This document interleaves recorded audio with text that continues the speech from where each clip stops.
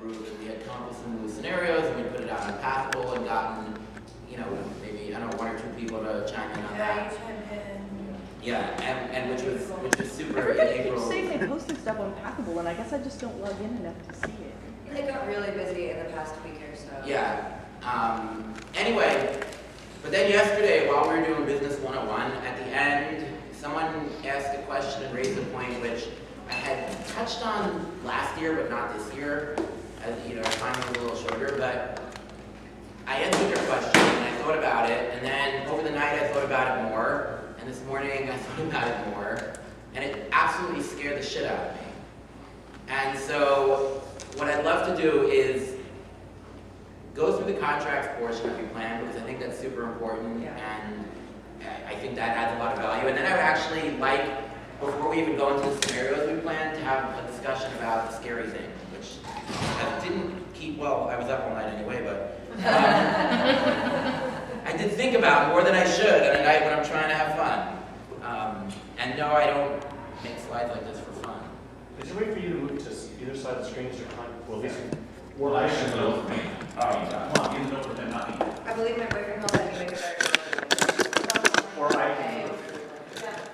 Yeah, I can move, I guess, this way. Like this. Now, am I bothering anybody? Come on, guys. That's a broad question. If I'm not bothering anyone, then I'm not being effective. What I'm trying to do. So, but am I bothering anyone in this very particular limited point of seeing the screen? I think if you get behind the projector on the other, behind the other. Oh, I'm in the way now? There's a door over there. If I'm just looking at a door. If I'm on the other side of the room, I'll go behind it. All right. So, this is Business 201. This is our brief bio. Many of you have seen all this already. Kay does a lot of things. I do less things.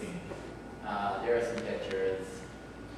And I'd love for everyone to do a very brief introduction of who they are and just which entity they're involved in. Now, I don't need like a whole long history, but if it's this regional, I am regional contact or whatever, just for like the second, the like 1 second go around the room. I know we all love to talk, so yeah, shut up, quick. My name's Lisa. I'm from Sacramento. I'm a new board member. I'm John from Sacramento, and I've been on that same board for a year or two now.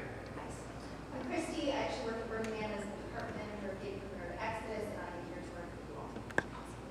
Hi, I'm Warren. I'm on the BRAF board, and I want to learn more about the business of art. What are we coming over here? I'm Ava from Austin. Right now I'm co-directing Austin's chapter of Burgers Headquarters. Awesome. I'm Dave Diller. I am the last founding board member and president of Plata Fuego. I'm Jim. I'm the Georgia Regional Contacts. Awesome. Let's just go down the line and all the way. My name is Heather White. I'm the program manager with the Burning Man Project. Bob Delicious, Denver RC, everything Colorado. Awesome. Sarah, one of the new RCs for Portland. Tree and Alberta, we have the League of Burgers. Yes, indeed. Eric, board member, Apogee. Thank you. Sarah, board member, Alchemy. Thank you. Clove, RCC for Albany. Awesome. Dean Kochi, I advise the board in San Diego and do logistics for Utopia. Awesome. You introduce yourself as well? Yes, sir. I'm Mr. Wow, San Francisco filmmaker, and making sure you guys are documented for posterity. We're ready for our next. Pretty close up. So, and if you didn't read it too very quickly, I'm David Katz from New York, do some stuff here and there, try to pay my bills being an attorney. And I'm Kim Morris, and I live in Seattle. You. and if you didn't, It's been recorded for posterity. so, how do you go? All right. So like I said, we're going to do a brief primer on contracts, and then before we even get to the scenarios we discussed, I just want to have this open discussion with people about a topic which has been bothering me. So I'm not trying to teach a legal law school class here. What I want people to come away from this with is a simple, well, maybe not simple, but at least a practical and usable approach to how to deal with the contract that's put in front of you, and a better understanding of what a contract is and what it looks like. And so I thought, when I'm looking at a contract as a layperson, a contract that's put in front of me, what are the points, before I even look at the written document, I need to know what I want the written document to do. And all too often, as an attorney who does contracts with people, clients come to me, and I find when I start asking, they're like, can you draft me up an agreement to do this and that? And I say, okay, well, what's going to happen if this happens, and what's going to happen if that happens, and who is going to be part of this, and who is going to be part of that, and how much is this going to... And I realize that they don't even know what they want the document to say. And there is no way that I can draft you a document if you don't want to know... There's no way I can draft a document that accurately reflects what the two parties want to happen if the two parties don't even know what they want to happen.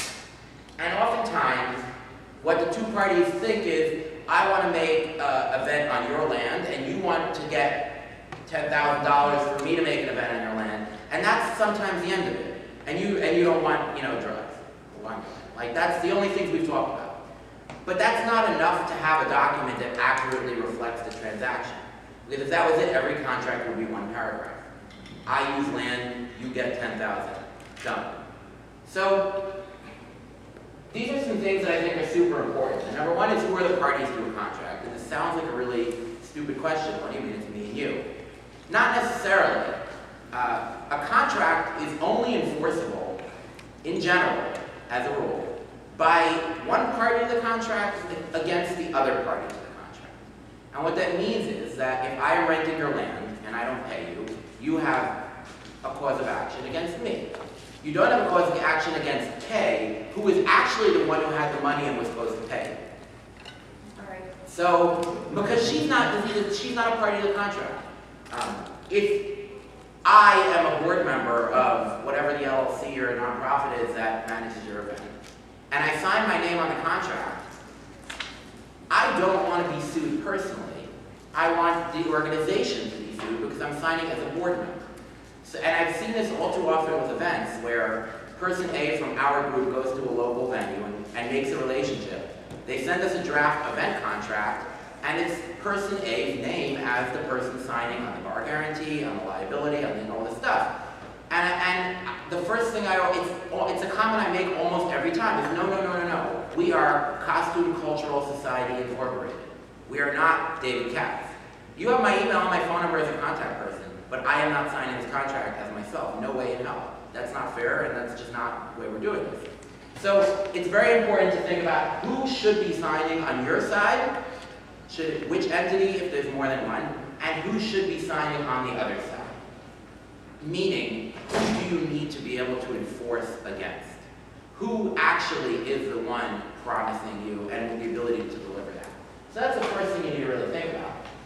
What is the contract supposed to cover? And again, this seems like a little bit of a stupid question. Me getting land. Well, maybe, but what else do I need? What do I need to know? What guarantees do I need? What promises do I need you to make? All too often people accept verbal promises like, yeah, we promise you the air conditioning will be fixed in the venue. Don't worry about it. It will be running by the time you get there for your event, even though it's not working out. Okay, put that in the agreement. Put it down in the agreement. So, what is the scope of the things? And this goes into, what do I want out of this contract? Which things are important to me? And the flip side of that, what am I afraid of happening? I am afraid of you not having a proper permit. Well, if I'm afraid of you not having a proper permit, make sure it says in the contract that in order for you to use my land, you need to have permit X and you need to have permit Y, and it has to be presented to me in paper by this day. What am I afraid of happening? I'm afraid of you, canceling. So let's put that into the contract. When is the contract supposed to start and end? This is simpler in the case of a land rental. I want to have access to the venue on this date at this time, and I want to be able to do load out until this time. But also, contracts, especially longer-term contracts, may have certain obligations that start before, certain things that need, that to happen before the event, and certain things that need to happen after the event. So what time frame am I looking at, and when is this going to terminate? And what do I need to happen after the contract ends? What sort of rights, what sort of obligations, what sort of things should happen afterwards that I need built in here? Now, They're all still awake. they're all still awake. It's shocking. Awesome. They may not last though. Okay. We're waiting for the scary thing. We're waiting for the scary thing. I know. I like that everyone was fucking pumped up over this, and then it's going to be boring. You're all going to just whatever. But it's all right. A contract. Every contract is a little bit different, obviously, but more than that, a lot of things will have very specific formats. So, a space rental agreement tends to look a certain way. You have a lot of like standard lease forms, you have standard forms for other things. But if you break down a contract into the parts, you have all these words. You have recitals in the beginning, and we're going to go through each one of these and try to give you a little sense of what each one does in the scope of a contract. Now, if you see a contract without one of these, it doesn't mean anything. It doesn't necessarily mean there's a problem, but most contracts will contain these things in some form or fashion somewhere in them, and often in this order, which is why I picked this order. At the beginning, you have the recitals. You will often have a defined term section, which we'll talk about what a defined term is and what that means. Some sort of primary or payment provision, which is where the bulk is, like, I will use your land on this date and you will give me $10,000, and I will give you $10,000. Representations and warranties, covenants, default and remedies provisions, what happens when someone does something bad, the miscellaneous standard provision that nobody likes to read, what they call boilerplate, exhibits and schedules, and riders. And I wrote there, and who really is the top or bottom here. What that means is that there are, in a standard contract, like a standard form of store lease, which is pre-printed and you just fill in the location and whatnot, you'll then have in the back of it a rider, which is often twice the size of the standard contract. And there will be a provision that says, in the event of a conflict between the terms of the lease and the terms of the rider controls. And what that basically means is that everything in the lease is our agreement, except when the rider says it's differently, and then the rider is what controls. And now, in theory, the reason for this is we can standardize business by using a standard form contract that we don't have to review because we know that it's going to be the same except for a few numbers plugged in here and there. But then we'll have a document at the back that we're all going to have to look at because that's where there's going to be differences in things. In a philosophical matter, I hate the system, but I'm not even going to get into that. I understand why this happens in the business world. I personally hate it because I like for things to be structured nicely and perfectly the way it should be in one document. But that's my personal pet peeve, and you don't need to know about that. Now you do. If I could change the world, I would get rid of standard form contracts, which would be a terrible thing. But, the recitals are what you see in the beginning. It usually starts by saying, this agreement between, as I said, party A and party B, which is the first thing you're going to check when you open a contract, is who is listed as being on this contract, and who maybe do we need to add, and who do we need to remove.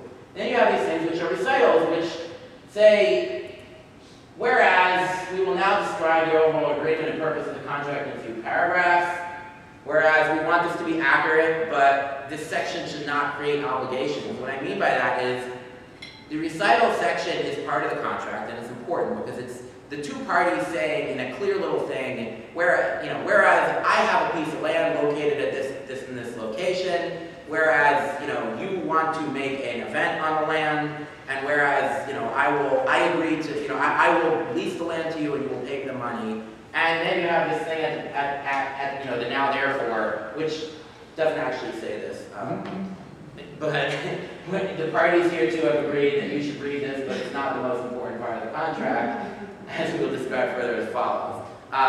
So look at the recitals, check them for accuracy, but I don't like when a contract creates obligations in the recitals, because it's not where they should be, and it's not the strongest legal place to be, where in the recitals it says, whereas I am going to do this and you're going to pay me this. No, it's whereas this is happening, therefore, let's talk about what the actual obligations of the parties are going to be. And you have a defined term section. Now, a lot of contracts do not have a defined term section. They define terms in the contract as the contract goes along. And what a defined term means is we take a word and we put a capital letter in the beginning of it and we make it magical. We give it fucking unicorn horns, glitter, and a wand. And what this really is saying the word party, the word event, the word land, it does not mean what the dictionary says anymore. It doesn't mean what your mother told you when you asked her what a party was. And why all those men were leaving her bedroom. It means that event means the gathering on your land by me and my closest friends on this date at this time. And then whenever that word is used in the contract, with that capital letter in the front of it, or that set of words with those capital letters in the front of it, it means only what me and you decide it means. We are rewriting the English language with our magical lawyer wands. So you can literally make up words.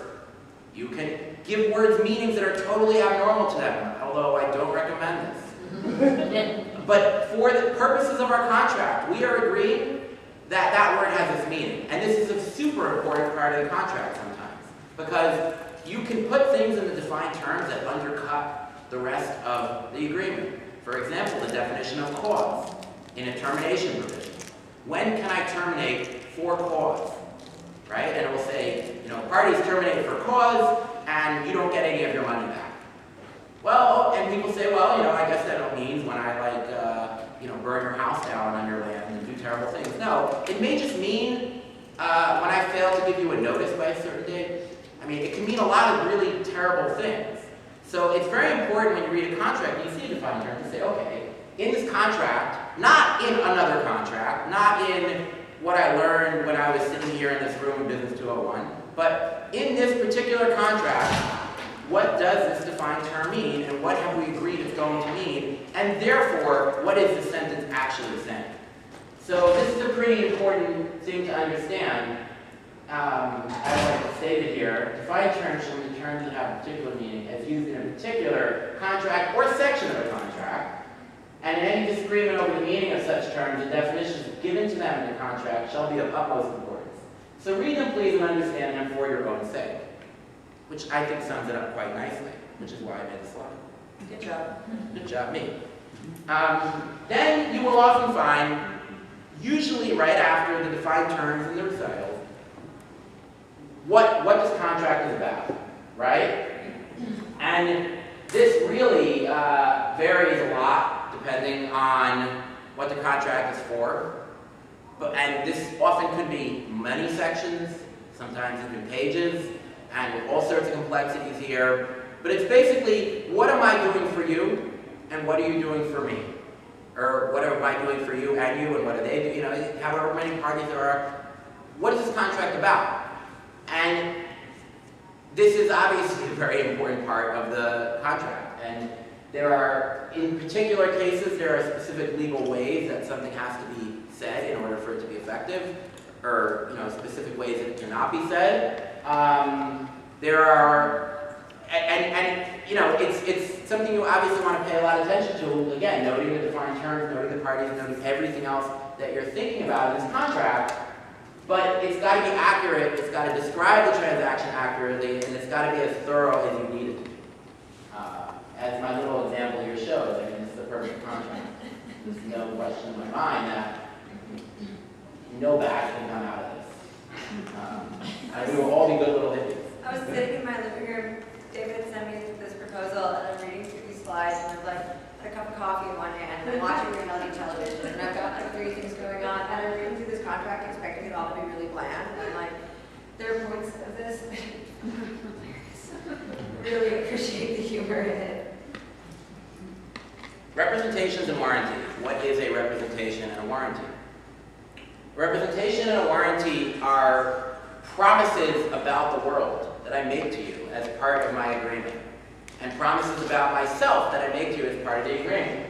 And I list here some of the sort of standard ones that you see in a lot of a contract, and I will go through them very briefly and explain a little bit, but the basic idea behind representations and warranties, and I'll tell you in a minute why I think they're also very important, I mean everything's very important obviously, is that when I sign a contract with you to do something for you or to rent you a piece of land, you want to know certain things about me because those things are important to you and formed part of your decision to sign this contract with me.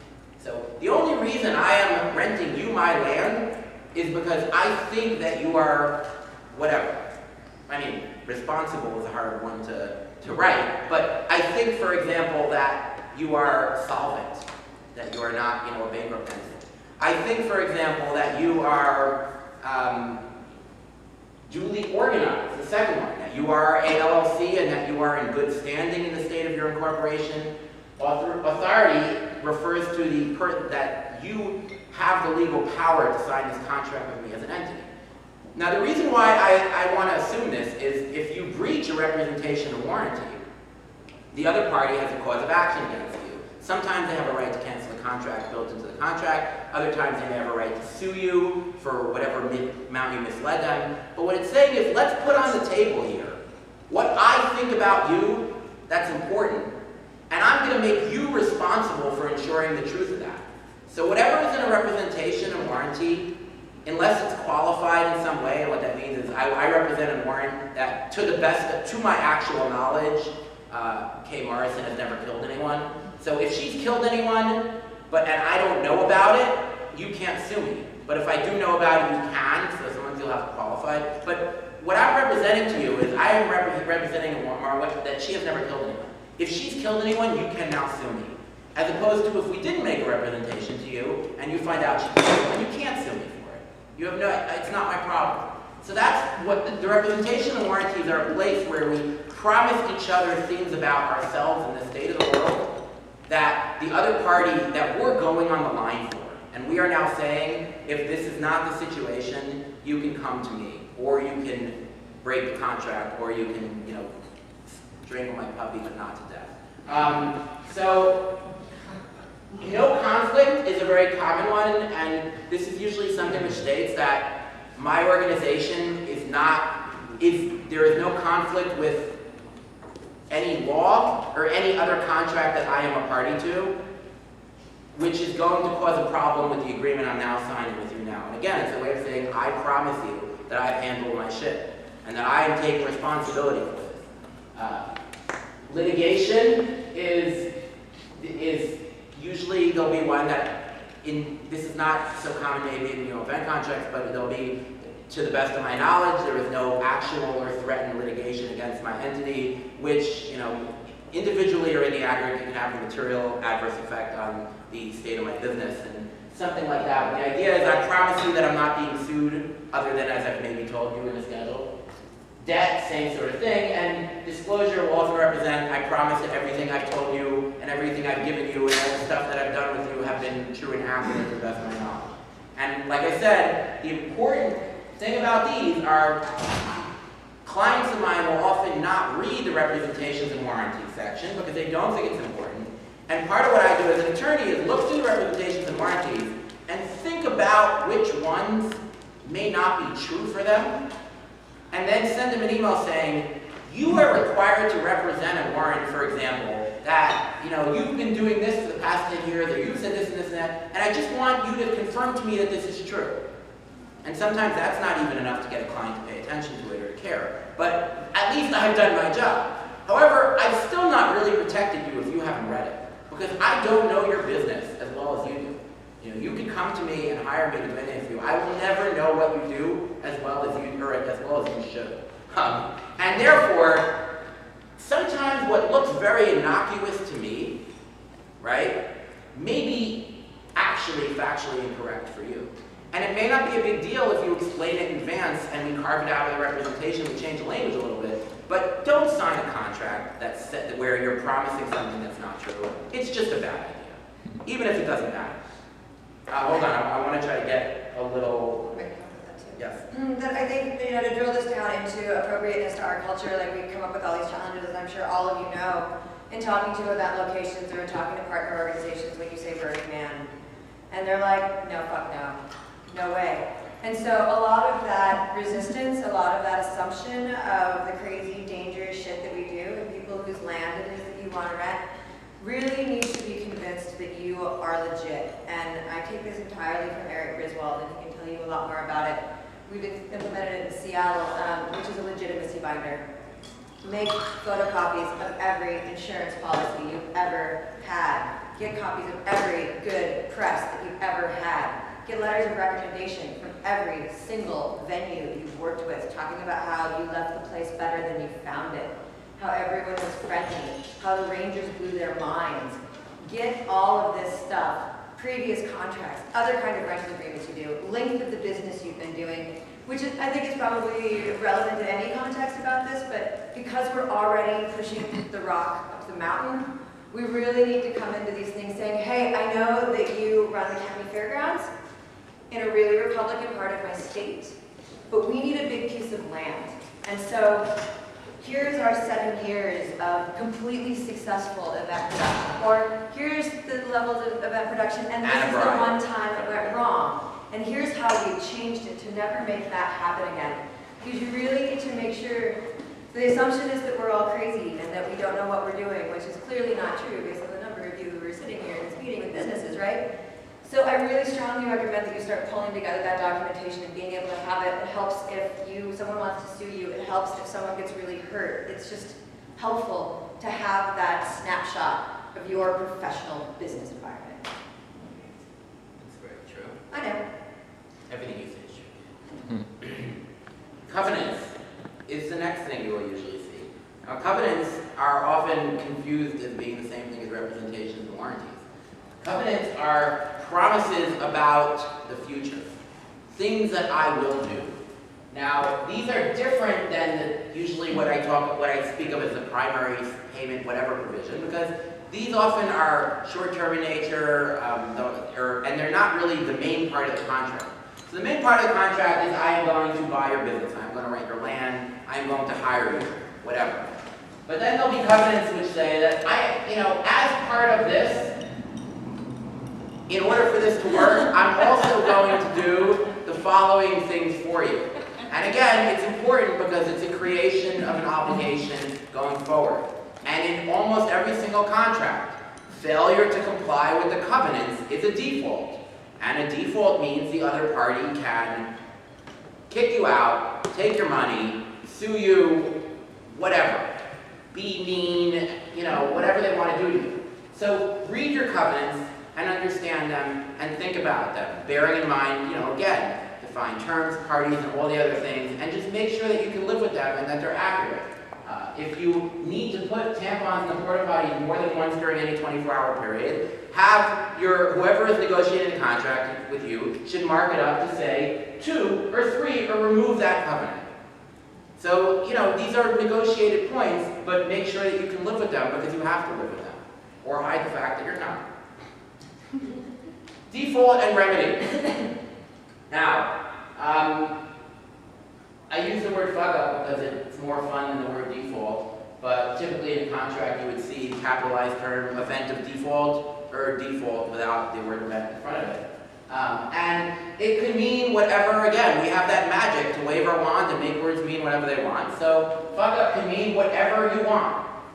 And usually in the default section it will say if party A does this bad thing, which is a defined term and means a specific thing, then upon 5 days prior notice, delivered by carrier pigeon or our car, by party B may, in addition to any other remedies available pursuant to this contract and law or equity, declare the entire amount due and payable and to flog a living shit out in party A. Living shit is a defined term. I haven't defined it, so you have to. It's defined elsewhere in another slide that I didn't put here. But the basic idea is that this section governs what happens when something goes wrong. What happens when I don't pay? What happens when I don't comply with a covenant? What happens when a representation or warranty that I made turns out to have been untrue? What happens when your club gets shut down a few weeks before your event, which has happened to probably every region at least once? How do I get my money back? The answer is often you won't, but just practically. But legally, what are my rights here? And this is super important because, number one, you don't want you always want notice as much as possible for your default, and as little as possible for defaults by the other party. But the idea behind notice and what they call a cure period is, if I'm doing something wrong, and it's something minor, you know, it's not like I burned your land down, it's I didn't give you a permit on time. Instead of you being able to cancel and get rid of me and not have my event, you have to give me a notice, and I have a certain number of days to fix it before you can cancel. Because if you don't have that period, then the smallest thing, which is a default under the contract, can yank the rug out on the entire thing, and now you're left without your event. Now, depending on the terms of the contract, you may get your money back, but that's not going to help you when you have 1,800 tickets sold, it's a week before your event, and there's no land. So, you know, that you're going to cry. You're really going to cry. So, pay attention to this, and understand when you get in trouble, do you have time to fix it, and what it means to get in trouble, and what the other party can do, what their rights are. And again, these are all negotiated points. We can, you know, we can make anything happen here. We can create a whole new world in this document. It's really exciting. Miscellaneous provisions, the standard ones that you will often sort of see are notice provision, which states that notices under the contract have to be delivered a certain way. And this is actually important when you're trying to exercise something under the contract. Like, for example, I want, you know, the other party defaulted. So the contract will often say notices are effective when delivered, you know, by first-class U.S. mail to the following address. Well, don't just pick up the phone and call the person. Write a letter saying what happened the minute you know about it, and put it in the mail for U.S. Postal Service, first-class mail, return receipt requested, blah, blah, blah, blah, blah, you know, picture, whatever you need, put it in the envelope, and do that right away. Because otherwise, the other party never had notice, and the time period never started. So this is an important thing. Hold on one second. Amendment and waiver usually states the fairly standard one is this contract cannot be amended except in a writing signed by both parties, which means that if me and him have this contract, and then I call him up on the phone and say, hey, look, we give you $8,000 instead of 10, and he says, yes, we both hang up the phone, sorry, not enforceable. He can still sue me when I don't give him the other $2,000. So you gotta get that writing, and by the way, you should always have everything in writing when it comes to contracts. I mean, don't make big, and I know that it's hard because a lot of venues don't like, they'll say, no, just sign my standard contract, but don't worry about it. When you show up, you know, we won't charge you that, and there'll be 10 extra people there, and, you know, and the drinks will be free, and everything's gonna be perfect, but just sign this contract with like a $50,000 bar guarantee, and a $10,000 service cleaning fee, and this and this and this, and then, you know, we never enforce that provision. Well, I mean, good luck. Like, I don't know what to tell you. Sometimes it's gonna happen, but when you go in front of a court of law, you just sign the document, which has a provision in almost every document that states this contract is the entire agreement between the parties, and any other discussion, verbal or any prior agreements are, you know, superseded this, and therefore nothing else fucking matters. So bear in mind, and sometimes if it's a small thing, you just have to trust the person. We all do it. It's about the level of acceptable risk. But I'm I always, like, venues hate me because the way that me, and if anyone here knows Costume Jim from Costume Club, he goes to the venue, and he makes friends with them, and he hangs out with them, and he's all cool. And then he agrees on all the terms. Then they send the venue contract, and he forwards it to my email. And I take a few minutes, and I look at it, and I'm like, mark, no, this is to say this, this is to say this, because Jim tells me what the agreement is, and the contract, of course, is totally different. I send it back to the venue, and then that's the last time they ever will send me anything or CC me an email. They only want to talk to Jim. Because they're not, like, venues are often not sophisticated, they hate lawyers, they hate all this shit. And so they just want to be like, you know, whatever. And so then they just get really, like, mad, and then Jim is like, oh, don't worry about it, oh, he's just our, like, asshole attorney who's overly legal, blah, blah, blah. And, like, we play this back and forth, and then I'm like, no, Jim, we're not signing this unless this is in there. Like, no, you cannot do this, this has to be in there. And eventually we reach some happy medium where, you know, they hate me but like Jim. Then the night of the event we all drink together and everyone's happy. But yeah, it's good, by the way, to have that dichotomy. Like, have your attorney be the asshole, whoever is your attorney person. And yeah, I mean, attorneys are paid to be a dick for you. If your attorney is afraid to be a dick for you, you need a different attorney. Yeah, that's what you're paid to do. sorry, but I'm not comfortable with my client signing this. Well, the client is like, oh man, my attorney, you know, he's like doing like whatever, blah, blah. And then both parties are doing this. Everyone knows they're both shit, but it's the way the world works. And then, by the way, what you don't know is that attorneys call other attorneys and be like, look, I'm really sorry. My client is just like not sophisticated. Please tell your client that, you know, like it's gonna be okay, or you know what our job is. Our job is to get our clients to sign this agreement, even if like they're having all sorts of problems. So, you know, so while you guys are talking shit about us, don't worry, we're talking shit about you. So, You just broke a professional code. I'm like,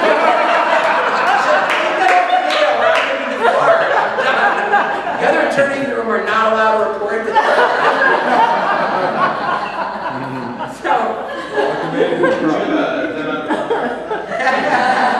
Where's the NDA? Yeah, part of the secret fraternal orders of attorneys. That's fucked up. Did you have a question? The question was about notice. When you send notice, should you make a copy of the notice as it goes out? To have, in addition Registered to mail, return receipt requested, or and a whatever copy the of the equivalent is, and a copy of the package when it goes out. Yes, especially if it's a check. I always have, you know, my secretary, when I send something out, make a scan. Usually I just scan it in because generally a scan of something is as good as a copy unless likely to get lost. So, you know, scan it all into your computer. Scan everything in, the whole package. Signed copies, so printed copies later on aren't as valuable as a photocopy as of the actual document as it goes on. They are. Scanning something in general, with the exception of certain very specific things, in general, electronic copies and scans and faxes are just as good as real ones. In general, like there are times when it's not, so don't go home and do this and blame it on me when you get in trouble. But in general, a fax with a signature on it is as good as a real signature. In general, in most states. So it's not, again, this is like a state-by-state thing, and it depends on what exactly you're doing, and there are exclusions to certain documents, and blah, blah, blah, blah. But in general, unless you have an attorney that tells you otherwise, scanning everything into a computer is as good as getting a photocopy. That's the general rule. So, and then choice of law venue is something to consider as well. If you're dealing in contracts that go across states or across countries, the contract will usually have a provision that says, this contract and any arguments and disputes that pertain to this contract are going to be decided under the laws of the state of New York or California or whatever, the party with the most power is.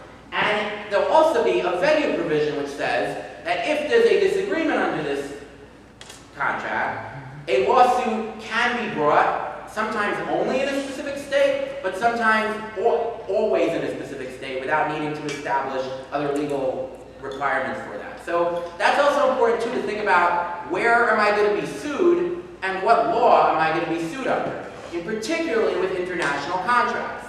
It may not matter if you get sued in California or Nevada, but good luck when your Seattle LLC gets sued in New York, because you have to get a New York attorney and fly out to New York multiple times and just deal with all that bullshit. So it's something to think about. You don't always have control over it.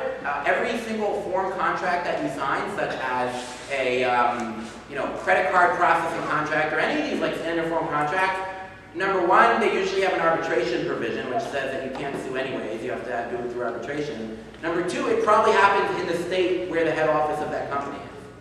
So any disputes with any one of these things are going to be in, I don't know, whatever, pick a state where something exists. Well, that becomes really relevant in things like Lakes of Fire, which is people from all these different states coming together to make this event happen. And like in these cross-state lines, I think that can really add to cross-state lines and cross-country lines. Yeah. You want to know, and when, in general, again, this is not true for everything, because some states have more favorable, like banking contracts will often be New York for certain reasons, and certain contracts we will pick law of a state that has nothing to do with this contract, because that state has more favorable laws for one party. But that's pretty like micro niche stuff. In general, you want where you are and where your event is happening to be the law and the venue for lawsuits, because that's where you are. Yes? Quick question, you were talking about, home office at the company. Is there a way to write in a provision in the contract for that specifically? Or would you recommend then trying to find something that is specifically local to you so you don't have to have? When you sign your contract for a form thing like credit card processing, PayPal, whatever, you have no choice. They're not interested in your edits. They're not interested in your attorney telling them that you want a different choice of law. They just are basically going to give you the proverbial middle finger, which is never respond to your emails again. And because they don't need your business enough to do that. This is really so you have to take it or leave it. With when you get a credit card, have you ever tried to negotiate the terms of the agreement with your credit card on a personal level? No, because they don't give a crap. Like, they're not interested. So they're not even going to read it if you send it back to them. I mean, it's take it or leave it for most form contracts. This is really more of an issue when there's a contract that is specific for an event where it's big enough that there's an actual negotiation. If there's no negotiation, then there's nothing to talk about. You take it or you leave it. If there's a negotiation, then we can decide, and sometimes there is a place that makes more sense for whatever reason. You know, if I'm investing in your company, it's usually going to be where your company is located. But if it's an event if it's an event where, you know, the Reno LLC is renting space in Reno, then it's going to be Reno and Nevada law. I mean, it just doesn't make sense to do anything else. So it's often not a point of contention. It occasionally is when you start to get more complex and you start to have, you know, more things. And it's usually something that if you have a good attorney, they're going to sort of point this out to you and try to steer this to where they think it should be. But it's a question you should ask, like anything else. You know, look at it, understand it, and think about it if it matters to you. And if you have the ability to change it. What about agreements for ticketing? Well, again, is it a standard form agreement? If it's a standard form agreement, you have no ability to change it. Like PayPal and brown paper tickets. No, but let's, like Lakes of Fire. Yeah. Oh, you mean the agreement that you have with your ticket holders? Yes. Okay, oh, you mean like the contract, when I buy a ticket, I click I agree to the following things? Yes. That you can put in there a choice of law and all that provisions. I mean, just like you can put anything you want in there. Those bring up a slightly different aspect of law, which is that contractual provisions that are sort of on the back of a ticket or on the back of something that no one's actually reading are slightly more susceptible to attack by the other party. Because there is this general understanding that no one actually read it, and while they click I agree, they didn't actually agree to any of it. So, you know, if you put in there that when you show up at the event, you will give me all your money, like no court is going to enforce that. So you want to be, you want to be reasonable, and you want to understand also that if that is if you have something that's super, super important to you, like liability waivers, if for whatever reason, if they're really important to you, do not put them on your ticket. Do not have, that may be the only way you can get them, but if possible, have every person sign a separate liability waiver with their hand at the door before coming into your event, which a lot of events do. It's not always possible if you have, 56 or 70,000 people coming through the gates. But when you have 1,000 people coming through the gates, and let's be honest here, your ticketing system is not that fast anyway, so people are waiting while so-and-so goes off to get more wristbands and so-and-so goes to find a copy of the list that was lost, have them fill out a form and sign it, while they wait anyways. So that, again, if it's your only option, put it in the ticket. If you have a better option, take it, especially if it's really important to you. We do both. So everyone signs into the door, but it's also in ticketing, and that way if we fuck up, which, never happens at our event, but yes. And someone's picture is lost, or they somehow didn't sign one, or they signed, my mother's ass crack instead of their real name, and the person didn't even bother to read it when they got the thing, which I'm sure a lot of people do because they, they're at a burner, they don't can be funny, and these fucking legal people and the man, and I don't want my name on anything and my ID and blah, blah, blah, blah. So, yes, at least you have it on the ticket. This is very true. It's a really good point. Okay, and this is my quick checklist, which is who is signing and in what capacity, meaning are they signing as people, or are they signing as board members / officer / director, whatever, of the entity? And what is the term of the contract? And by term, I mean how long does the contract last? When do the payments due and how much? What are the termination provision? When does this contract end? And what are the provisions for default and remedies? What representations and warranties do I have to make? And what obligations survive termination?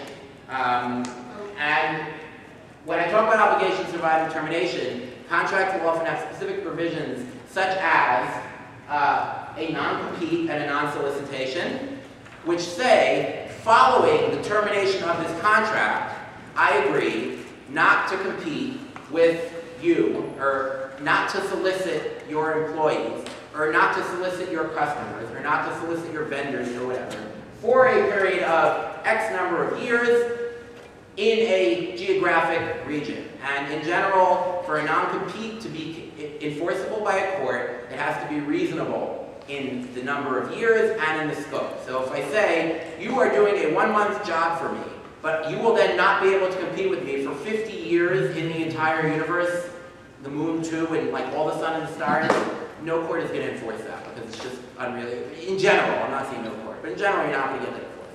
So try to, deal with a normal scope, a normal time frame. But that is usually an obligation which survives the termination of the contract. It goes on after the contract has already ended. Confidentiality, more and more, I'm seeing non-disclosure agreements in burner-related entities as we start to approach cities for development where there's big money involved, where there is potential for other people to profit if they know about things in advance, potential for things to get messed up if I blab my mouth to all my friends about, this permit filing or this thing that's going to happen. So confidentiality has to be taken really seriously. And what are the provisions, what information is confidential, and who am I allowed to tell it to? Insurance obligations is super important in an event. Look at what insurance they are going to require before you sign the contract, because you may not be able to get that type of insurance at any cost, especially if it's a weird one. And I see this all the time. How many people in this room have workers' comp insurance for their volunteers? We're working on it. We will this year. You don't necessarily, I'm not saying you shouldn't get it, I'm just saying, in certain states, you don't necessarily need it, and therefore, and you may not even be able to get it, and you may not have it. But I've seen event contracts, especially if it's for a venue that does a lot of, professional film type events, where their standard thing is to ask for workers' compensation. So, what are the insurance policies, what are the limits, and am I able to get them, and / do I have them? So it's super important, and it's another thing where that dichotomy comes in, where I come back to them with, we cannot get, or we do not have, or this is unreasonable on the insurance. And they'll usually often agree, because if you can't get it, or you don't have it, or it's not needed legally for whatever reason, they will often back down. But it's an important thing to bear in mind. And I said, choice law venue, and then. Question about insurance.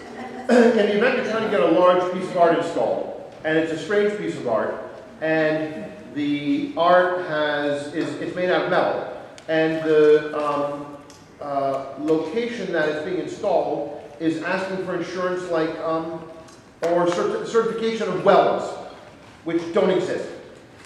What do you think of the viability of self-insuring? For insurance questions, I strongly recommend that you get in touch with Bob, I forget what his last name is, who was on the insurance panel yesterday. Bob Stern. Ben Stern, I'm sorry. I've been in touch with him over the last few weeks about insurance. Yes. Heffernan. And if you come over to me afterwards, I can give you his contact information.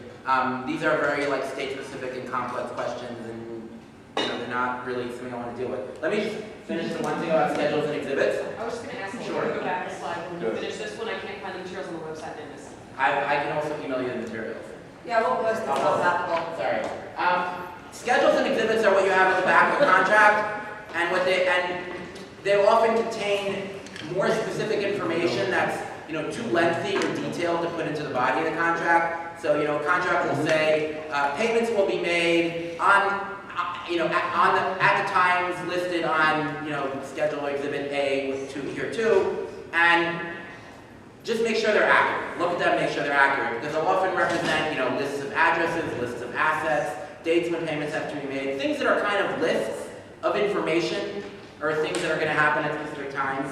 So just check them and make sure that they're accurate. Now, does anyone have any sort of brief questions on this before we move on? Sure. Tricky question.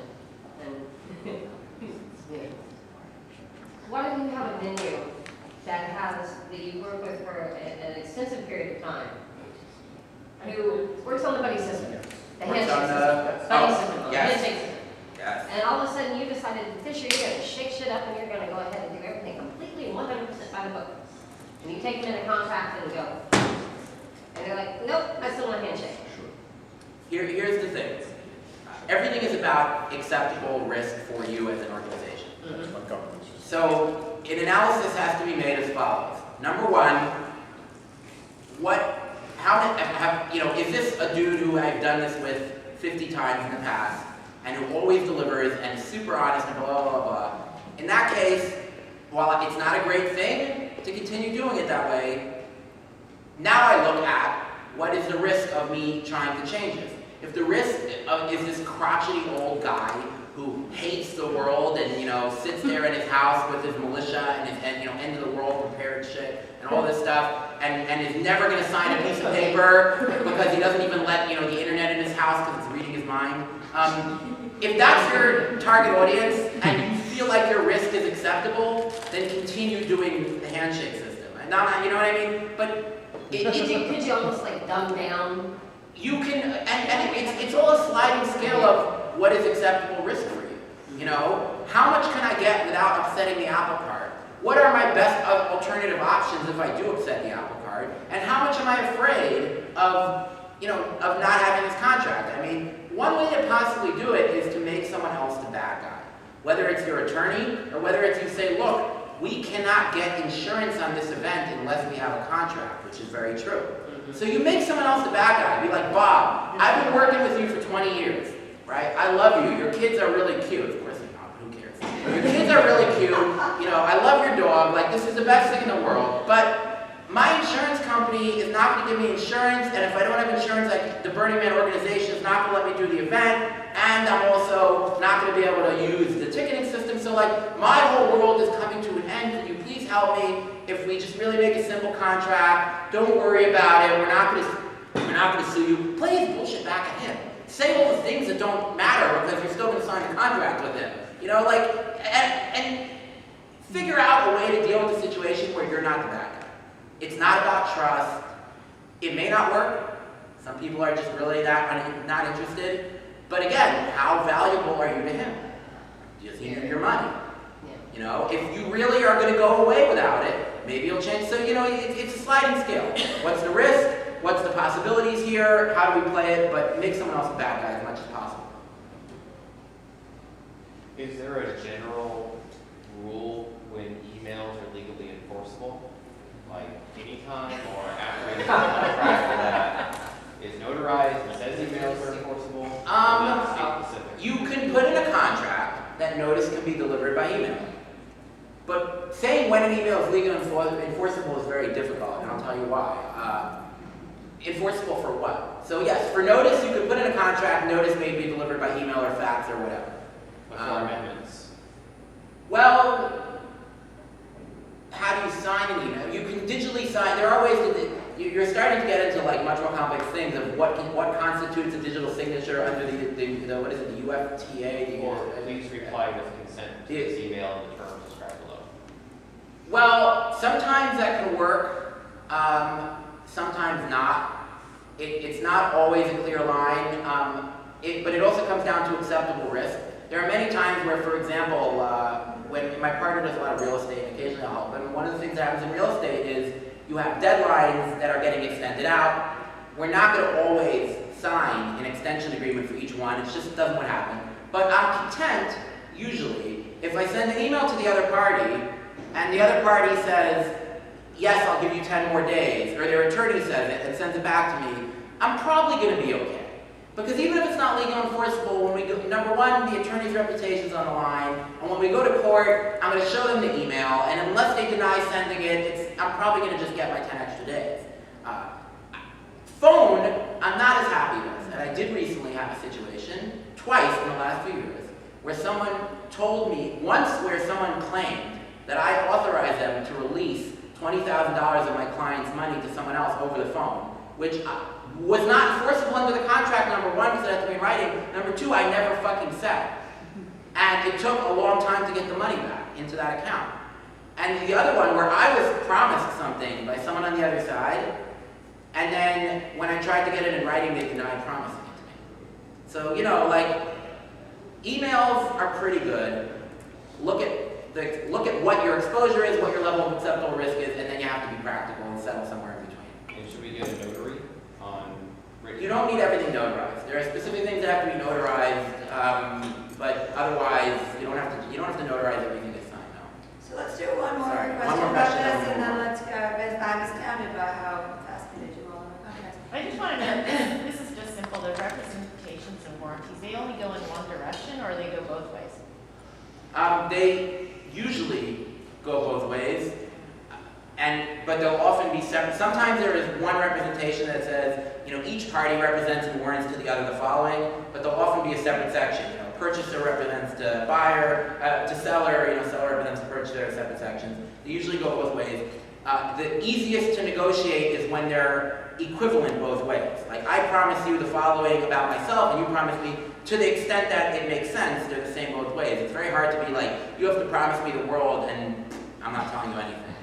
Okay. All right, so we wanted to get into some scenarios, but I had this, like, I gave the 101 yesterday, and we were talking a little bit, you know, about for-profits and not-for-profits, and the concept of entity ownership. And there's been a lot of talk about how a non-for-profit is not for everyone, it's complicated, it's difficult, it exposes you to all sorts of risks, and there are many, many situations where we are able to deal with our events without having to make a non-for-profit. And this is all true and this is all great. The thing is that a non-for-profit is not owned by anybody. I don't own my non-for-profit, you don't own your own. Like we talked about yesterday. It's owned by New York State. Yeah. Now, an LLC is owned by people.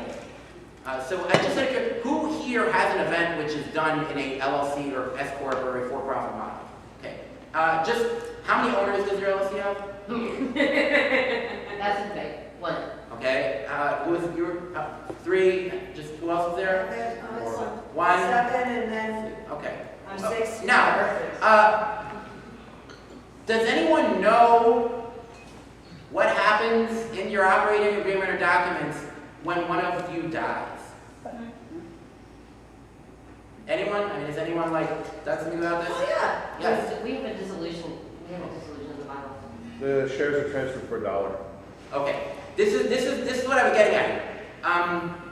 Or membership units. Right. The membership interests in your LLC are transferred for $1. Now, because an LLC is owned by people, when something happens to people who own the LLC, it could be incredibly dangerous. Now, the main somethings are death, disability, bankruptcy, divorce, or massive litigation and liability incurred, which is similar to bankruptcy against one of the particular people.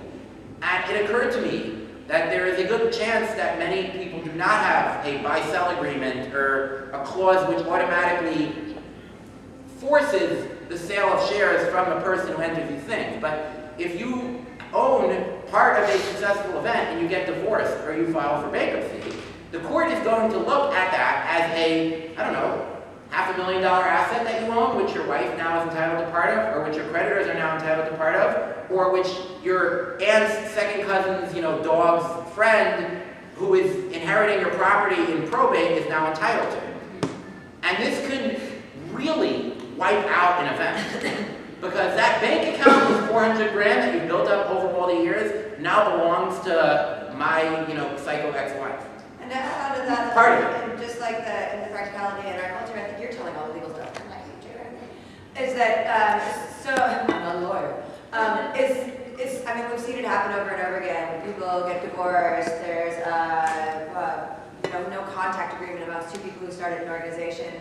And it not only will destroy the business and possibly your life, but your entire fucking community. Yes. Because people will take sides. So if you are a leader in this community and you believe that your job is to facilitate the continued growth and success of the people who are invested in the cultural movement that you're a part of, then you really need to make sure that your interests are in the best interest of the long-term success of that community. And so this kind of thing, this destroys people. It has happened at Burning Man. There are people who have sued each other. Children have been taken away from their parents because of this kind of thing. Yes? Just one thing about that kind of buy-sell agreement that has the shares transferred to the other owners is you end up, I've had this happen with clients, you know, over the long term. You end up with a last man or last woman standing scenario, and then that person dies or is hurt. And then the whole equity, everything about the company is dissipated, and it never really belongs to the community. Yes. And that's true for a benefit corporation, an L3C, as well as a regular for-profit LLC. So, going off what Kay just said about keeping the best interests in mind, number one, like, there should probably be more than one owner as much as possible. Number two, make sure you have a buy-sell sort of agreement which covers the contingencies, which is coupled with a power of attorney or attorney-in-fact provision so that you don't even have to sign anything. But more than that, be aware of your own life. If you get diagnosed with terminal illness, don't be the owner of an LLC. If you think you're going to go through a bankruptcy or a divorce or a big litigation, don't be the owner of an LLC. If you're a person that is high risk for any of these things, don't be the owner of the LLC. Make life easier for everyone else. You're not helping anybody by taking this responsibility on if what it means is that in the long run, you're going to, have a federal bankruptcy court freeze the assets of your event right before you're supposed to actually pay all your, fees and not let any payments be made while it takes 6 months to figure out whether, what to do with the money. So keep these things in mind. And, the world is not perfect, and I'm just curious, does anyone know of something like this where it went wrong? In the burner community?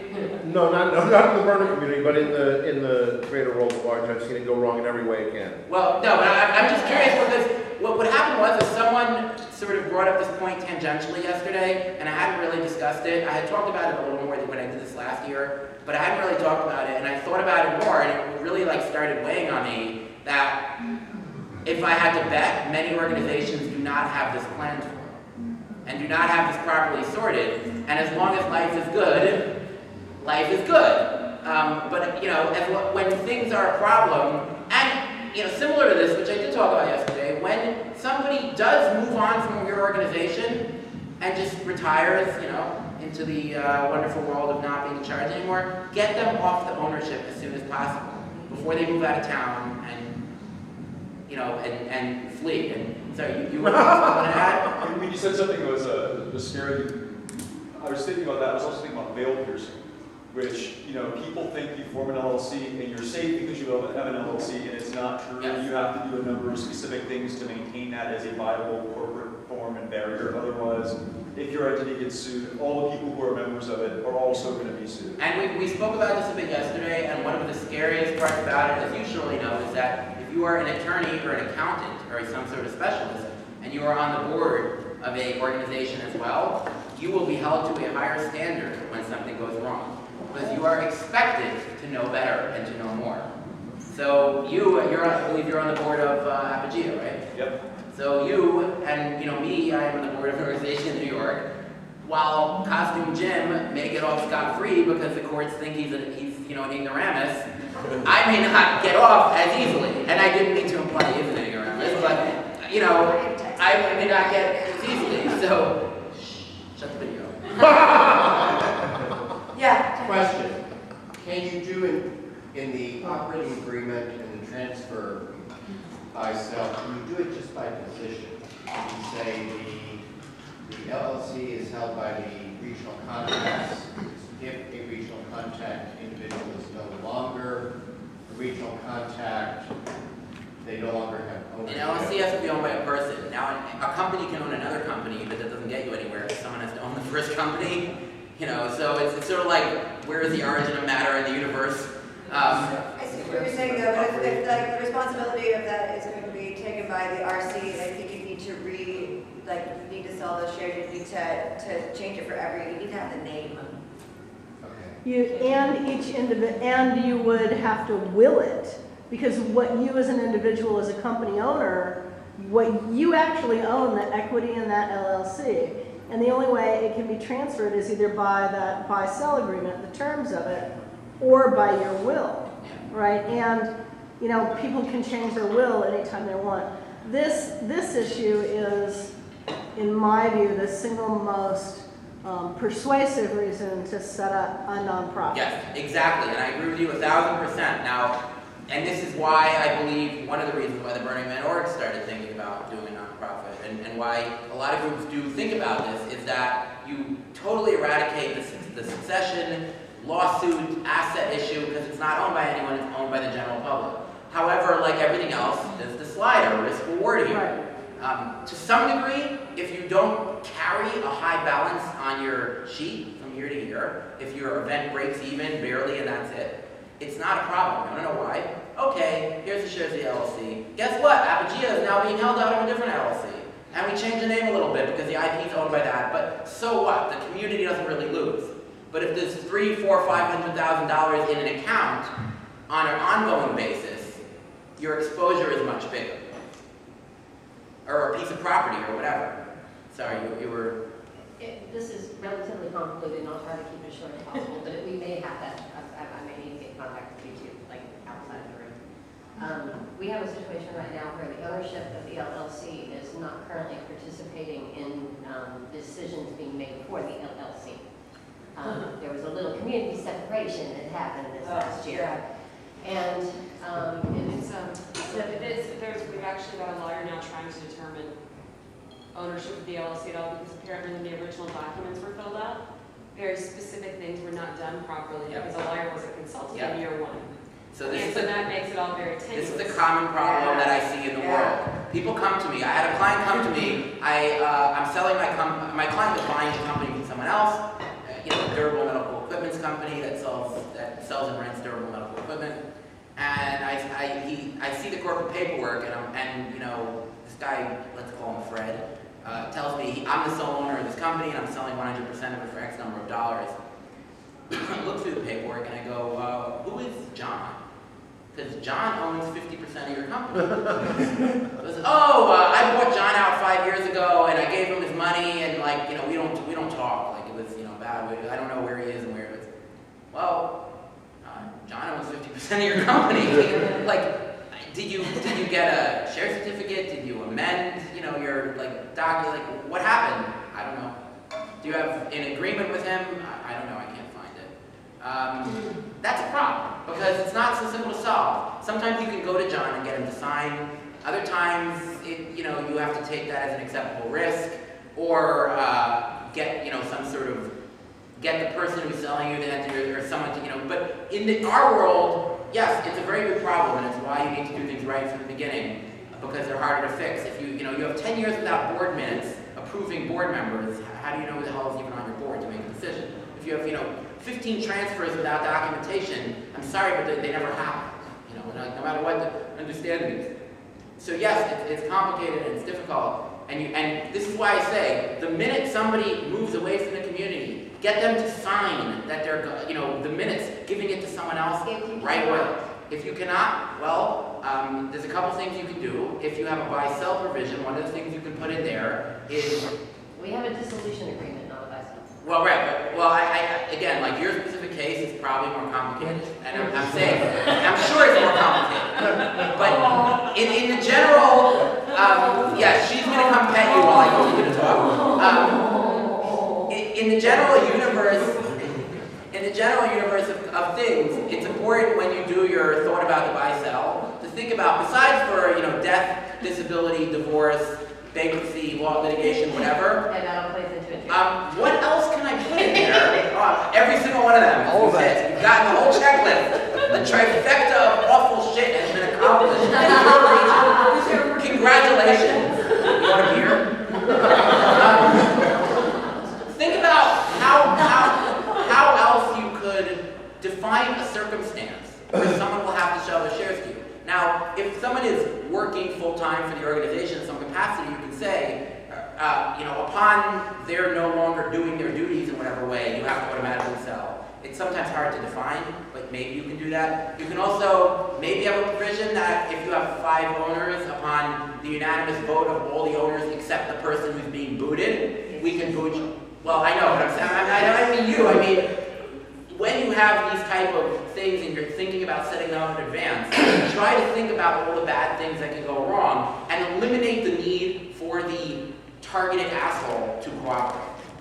Because if you need that person to cooperate and they don't want to, it becomes a lot more difficult. All right, so this, and then Leslie, and then maybe we should just move on to Yeah. one other thing because we're running out of time. Okay. I want to talk about Yes. these topics. We don't need to get into all the details, but. We should not get into it. I like the dollar for the shares. I'm just wondering if at a certain point that doesn't correlate with fair market value, if that might be contested, if there's cost basis. Everything in life can and will be contested. So, but given that, courts give a lot of deference to agreements if they're, especially if there's a reasonable basis for the agreement and it was done with forethought and knowledge in advance. Now, there may be legal things that you have to deal with in your state that may govern this. I can't really tell you that. But in particular, you know, one of the things that you have in your favor here is that none of you actually put money in for this company. Usually. You know, we're not talking about a business where I spent 10 years, you know, building it and putting in my personal money and doing all these things, and then you're buying me out for $1. We're talking about something that you really were doing for the, you know, without any expectation of profit. And so, while check your local state law, you know, whatever, ask your attorney, and Brooke has something to say which probably is better than what I'm going to say, so I will let her. No, it's not better, it's just the other thing that comes into play is the IRS and the estate tax, where it's not, where it's a nominal charge for something that is a value. They are the most likely to challenge that valuation because they want their estate tax. And speaking of the government, if someone goes into bankruptcy has special powers to not listen to your contracts. So like I said, the best thing to do is have the best agreements you can in advance, and be wary of your own situation. You know, if you think you may be in danger of going into bankruptcy, don't be an owner of one of these things. Are you in direct I response? just wanted to say, yes, Still see you, look Leslie. into estate things, as well as there are insurance contracts that can also help take care of that. So you don't do it for $1 a share, you do it for a reasonable fair market value. Leslie? Has there been a document library set up yet? Sample contracts, sample shareholder agreements, sample operating agreements, what? What's it over Is there a document library? What? I said it's in my pants. Oh, We said that again. and has there been a document library that has operating agreements, membership agreements, shareholder agreements, bylaws, contracts, insurance agreements, etc.? Because it would be really useful. Yep. Except that these things vary from state to state. But so it's got to be a very big library. Country to country. And country to country, and situation to situation. Well, that's what we were talking about, is setting up affiliations with attorneys Right. in various states and countries and then building that document library. It's a hugely expensive venture. It's something that we want to do. It's called LexisNexis, Yes. and they But charge a lot of it's- money for access to it. It's really valuable. It's incredibly valuable. Well, yeah. But and- Leslie just volunteered to do it, so. Yeah. And of course, my law degree from the University of Black Rock is That's going right. to be applicable in many places. That really is, but as we get into a whole bunch of this more complicated business and cultural stuff, definitely one of the things that we want to do at the Breakout project is be able to provide resource, like buckets for these kinds of things, so that you can affiliate, you can be a partner, and one of the value adds you get for that is being able to access this wealth of international information and storytelling and talking peer-to-peer stuff, like not just this way, but this way. Yes, knowledge sharing and best practices, like I think is And probably worst a million practices. times, and worst practices. And horror stories is probably the most important thing that you can get out of this convention, unless you got laid. I would beg to differ. I think the knowledge sharing is probably better because as old as I am, I know getting laid, it happens, you don't even remember who they are. And you may remember the seminar and not get sued. It's hard to get laid in federal, well, maybe not.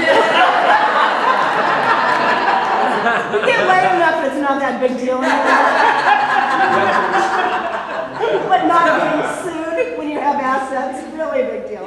So I'm gonna let Kay slide, because even when she's leading, I want you to think about 3 things when you approach this scenario. And when you look at any problem that affects you, any problem whatsoever, are you leaving? I'm seeing how long the session is. Oh, sorry. I feel like it's an hour and a half. It is, yes. Yeah, so we've got 7 minutes. Okay. That's what I'm saying. Chat, Kathy. 3 things you want to look at when you make a decision in any sort of difficult scenario. And they are your internal people. How is my decision going to be received by and affect the people in my organization? Your intended audience, the community, what are they going to think? And how is it going to affect them? And the law. And with that, I see the last 7 minutes decay way more accomplished and interesting than I am. But he's a lawyer and I am not. So I'll tell you the 3 scenarios that we were planning on bringing out, and maybe we can take a couple questions in a couple of these areas if they're relevant to you, if they're speaking to you. But sort of based on the conversations that we saw on Pathable and the conversations that I have like 75 hours a day with people, there are 3 things that sort of bubbled up as really big issues in our community right now. One of them is mismanagement of money or embezzlement, whether it be because someone's malicious and wants to destroy you, or because they were your treasurer and got chronically sick and couldn't pay, or because their house burned down, or like there are malicious and innocent reasons for embezzlement, and it is a terrible community divider along with all of the legal shit that happens. So mismanagement of money is one. How do you start hiring someone when that person being hired will be managed by a volunteer board? Which is where we're all pretty much getting to. It's not only emotionally tricky, but those kind of contracts, who writes the job description, who follows up on that, who says you didn't do the shit in your contract, but I don't have time to follow up on it because I am over here doing all of this other crap that I do as a board member. So and my pay job, which is not right, this. and my full-time job. So those, and then sort of, how do you fire a board member? How do you get an LLC member who's inactive out of that position to safeguard the growth of your community? Like vile, or people who, not vile is the wrong word, but people who have gone into a different place in their mind from where your organization is, or gotten pissed off, or got divorced from the other person on the board. Like, these things all happen, and it is difficult to fire someone who is volunteering. But it's also, again, you have, and really we talked about these scenarios, and we had a chat, and thank God for DK, because he came back with, I think all of those can be addressed with this process. And I think he's right. So if you take the first one, which was embezzlement. So if you think about your impact, your internal structures, volunteers, employees, and board, what does embezzlement look like to all those people? It looks really fucking bad. Really bad. Do your intended audience? Also very bad. The man, also very bad. Yeah. I know we should be drilled down into this a little bit more. But I'll stop talking and see if any of you have some questions that are relevant to that, or even another question that is relevant to this, maybe we can talk about. No, everything's perfect? Keep talking. Keep going. Keep going. Okay, so in this... I have a question. Oh, yes. And it's really a question. What in this culture would be the if there really is something like embezzlement, do you call it cops? That's a good question. I've seen embezzlement happen in this community more than once, for different reasons. Both. I have never seen anyone call the police about it. I think that is cultural on a lot of levels for our community. People don't call the cops when someone gets raped at their party because they want the theme camp organizers to deal with it and ban that person. Like, they don't want to get the man involved. They don't want to call the cops. Like, you don't let them, you kick that person out. They're not going to go to Burning Man. I actually was in a camp once where someone sent me an email and threatened to come to my camp at Burning Man with bats and knives and beat the shit out of us if we didn't kick someone out of our camp who there was no proof that he'd done anything wrong. So I mean, I really advocate using the law in these situations. I really don't think that our job or our efforts should be spent trying to stand these things up. That's a very interesting and broad question of when you should or should not get involved. And I think Thank you for broaching Well, it. you know, I've done a lot of, without taking this into a very strange place, I've done a lot of pro bono organizations that deal with child molestation in close communities, religious, Orthodox, Jewish communities, and all these things. And one of the ongoing, and I've also dealt with both, sexual harassment issues in the community from various people, and with people in the community that had orders of protection against other people in the community for, domestic violence and this sort of thing. And I'm a firm believer that when something bad happens, may have happened, is going to happen, and you do not involve a larger organization, a larger conversation, or a legal entity, you have taken responsibility for the consequences of that onto yourself. If you are comfortable with that, because you think you can handle it, go ahead and be my guest. Let us know what happens. Don't do it. But if you don't want that, just know that if I know that somebody has, and I've had the situation that a particular person has maybe never done anything that we can even call the police about, but they've got really close, and I think they're dangerous, and I've sent an email to every person, and I have done this, sent an email to every person and gone vocal. This person must be banned from our parties, and we hate doing that because we're radically inclusive, and we all, maybe they just were really fucked up, and maybe, no. You need to get out there, and you need to try to do something to stop it. And that's a big responsibility too. But if you don't do anything, and you keep your mouth shut, and you just let this play out, and assume that the universe is going to take care of it, when something bad happens, it's your responsibility. Did you have a follow-up comment to that, Leslie? And also, yeah. So when that's a big issue, and it actually opens up a whole lot of things that I've seen happen over many years. And if somebody is doing, if they're selling drugs in large amounts, and they're a regional contact or a board member or something else, it's very typical in this community to everybody turn the other way and just sort of pretend like there's nothing there. But the exposure that creates is so tremendous and has ripple effect that can go so far that it could affect the event in the desert. Right. Yeah. And That's so right. these And things every are other very, regional, very anywhere near and everything else. So these are very, very serious issues. Yes. And I know no one wants to involve law enforcement, no one wants to call Child Protective Services, no one wants to deal with any of these issues. And you really need to go do your due diligence rapidly as soon as you learn these things. Because you need to find out what the consequences are, because they're there and they're enormous to you personally and everybody else. Yes. It can become very bad very quick. Community leader for Thomas. I sat on a number of not-for-profits, small ones to municipal funded ones, so there's lots of responsibility and accountability. Is there not an obligation if there's a statistic, you put a number of $5,000, is there not an obligation to your community, to the LLC or not limited company or whatever it is in the States here, in Canada is different, to follow through and investigate? Depends whether it's a private or not-for-profit, whether it's Well, for-profit. if it's a registered entity, is there not even more? Fiduciary responsibility to shareholders is different than fiduciary responsibility to taxpayers. And there's a different level. There may be times, in answer to your question, there may be times where by not calling the police, you are violating a law yourself. And there may be things that, for example, that you have an obligation to report to the IRS. Like if you find out that your tax return was wrong because someone stole the money instead of it going somewhere, you may have an obligation, whether you like it or not, to tell the IRS and fix it.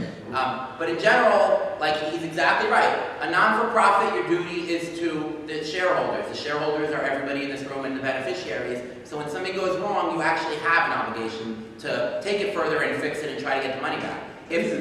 Right. If I own a company and with Kay, and Kay does something wrong, I can let it go if I want, sometimes. Probably not very often here.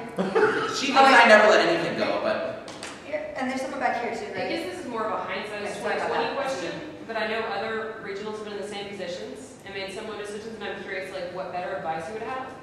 So it's rare for somebody to be like, nah, I took $10,000 out of the bank account, I don't care, and I'm never giving it back.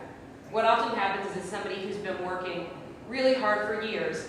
That's right. Probably their life has suffered, their job has suffered, maybe they've lost their house, maybe they can't pay a bill, they put thousands of their own money into the bank account. And so then they either confess, you find out after the fact, and they're like, I am so sorry, I couldn't pay my house payment, I promise I'll pay it back.